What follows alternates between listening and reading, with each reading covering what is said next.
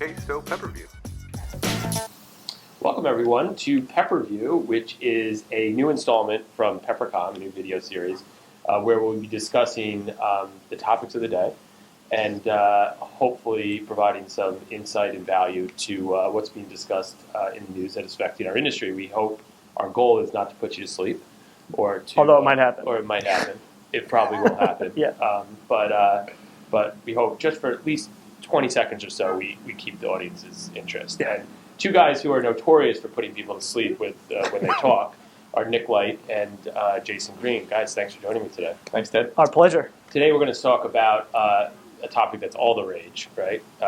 Which is native advertising. And it's actually quite amazing at how much attention out of nowhere has all of a sudden been paid to native advertising platforms and the pros and cons. And a lot of the concerns over how we're starting to really blur the lines between editorial and paid media. So I know you guys think very differently about this topic. I'm going to start with Nick, a question for you. Sure. And I'm sure Jason will interrupt you because that's what he normally does. Yeah, so just plan on it. I'm ready. Doesn't native advertising and the whole essence of that platform, isn't that the death of journalism? I think it's the death of traditional or old journalism.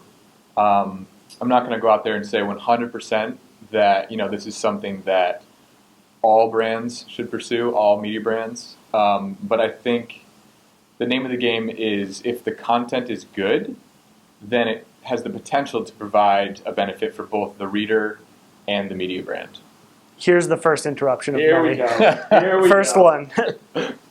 Who's deciding if it's good content or not? The reader. But how do you get that feedback?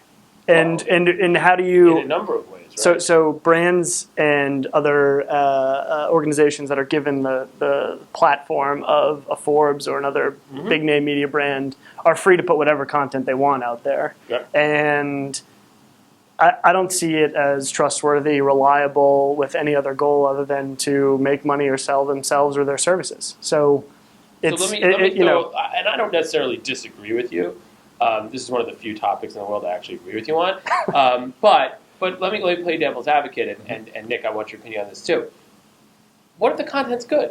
What if the content that the brand is posting is as good, if not better, than what the editorial side of that publisher is creating? And that's a fair point. I think that, like I said, the natural biases that these brands have without at least being edited by a third independent party, like an editor at a New York Times or a Forbes or the Atlantic or something like that. I think that they have such a self-interest in producing content that is self-serving and one-sided that it's almost impossible to create really good content. I mean, it could be good content in the context of that industry or good content in the context of that company or really nice for their audience to read, but I don't think it's fundamentally really good content because you can't see the whole picture. Brands won't let you see the whole picture because it would take away from what they're trying to tell you or what they're trying to sell. Well, given that, I mean, the fact of the matter is these platforms are exploding, right? They're just blowing That's up true. all over the place. So brands have a choice. They can get involved or they can't. Nick, if you're a brand and you're starting to get involved, what do you do? I mean, what do you do to ensure that you're not blurring these lines, but you're also providing good, interesting content at the same time? Well, first of all, I think it might be useful for us to make a distinction between sponsored content and contributed content. I know that I've drafted articles on behalf of my clients and submitted them to a Forbes editor who has to vet those. And if it's too self-serving, they'll reject me. Obviously there are situations, partnerships out there where, the ad agencies, the PR professionals have direct access to posting. It can get a little blurrier in that situation. But I also just wanted to bring up the fact that if, and I think this is the case, they're measuring the success of native advertising through clicks and time spent on these ads, reading through. If, in fact, it turns out that these readers are spending minutes reading these articles, sponsored content, and readership is up, maybe revenue is up at these media brands, who's losing? Is it what's the problem there? Are we nostalgic about the way that things used to be? Yeah.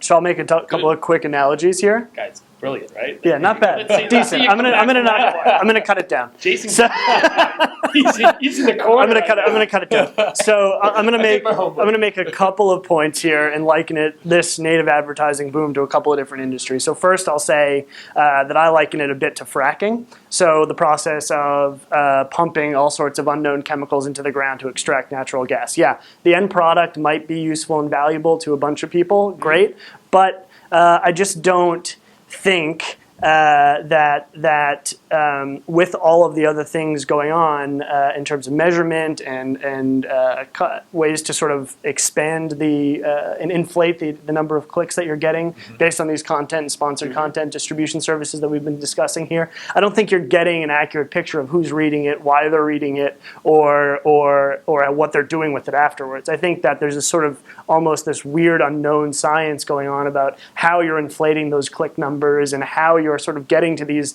big numbers that then are getting reported to the brands, and the brands are coming back to the editorial people and saying, we'd really like to do more of this because we're seeing so many clicks. I'm just not so sure that I trust the clicks, right? So who's clicking? Why are they clicking? How long are they staying? What are those motivations? And then, so the last piece of that, I think, leads to sort of like a company inflating their balance sheet, right? So there's all these clicks and it's driving huge revenues for these brands, but I think it's all a bit of a house of cards at this point because how much value are you getting from this? Are people stumbling across this content via Outbrain or via StumbleUpon and just being there and saying, oh, whoa, I clicked on this, but I don't want to be here? Or are they actually engaging with the content, reading it, taking value from it? So I think at some point, the industry and balance sheets of these companies are being a bit inflated because there's a little bit of a sort of short-term feeling of success around this, but I just don't know how long it'll last. Yeah. Can I jump in? Go ahead. And I agree with you. I think there's definitely some unforeseen consequences here that we don't know yet.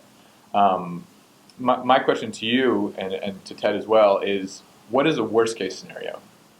Well, first of all, I want to thank Jason for defending our oil and gas audience. Sorry about that. No, that's fine. I'm sure they appreciate it, and they probably switched off by now. But for the rest of the audience that's still watching, I think the party here that has the most risk, really, at the end of the day, is the publisher, right?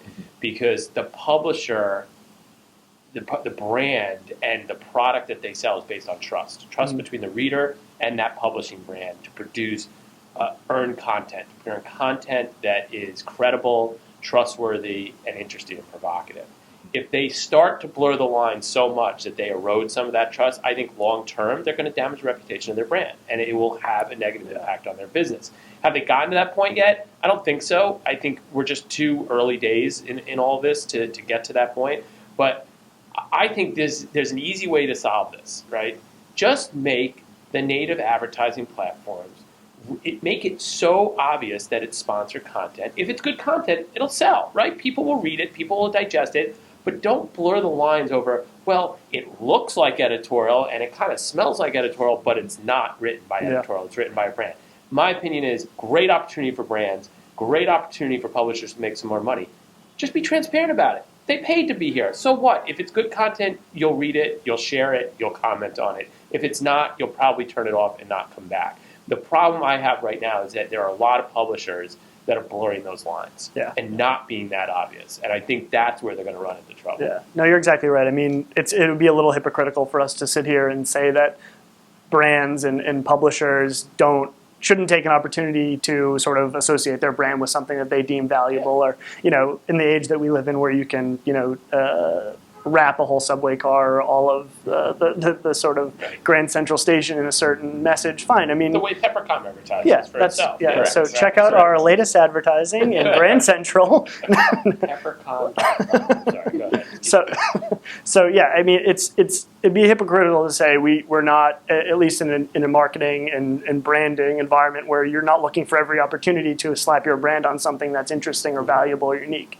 But I think your point is well taken that the editorial departments have the most to lose here, because they're just there's no real third-party credibility. There's no independent nature of this content. If they continue to peddle it as something that is done with sort of maximum oversight that you would get from with something that a reporter submitted or even a columnist that writes for them submitted, you're really getting into trouble here. Absolutely, absolutely, and you know, putting a little "what's this" box at the very bottom right-hand corner of a page that's buried beneath mounds of content is not my idea of transparency. That's the old right. click here to agree if you agree. Right, that's sort of what's happening right now. So we'll see where this all transpires, and we'll certainly come back and talk about this some more. But I'm cutting it off because the 10 people that tuned in at the start, I think about 1 or 2 are probably still watching. But appreciate the conversation. We'll check the analytics at the end. Oh, we're going to be checking it. Absolutely. Yeah.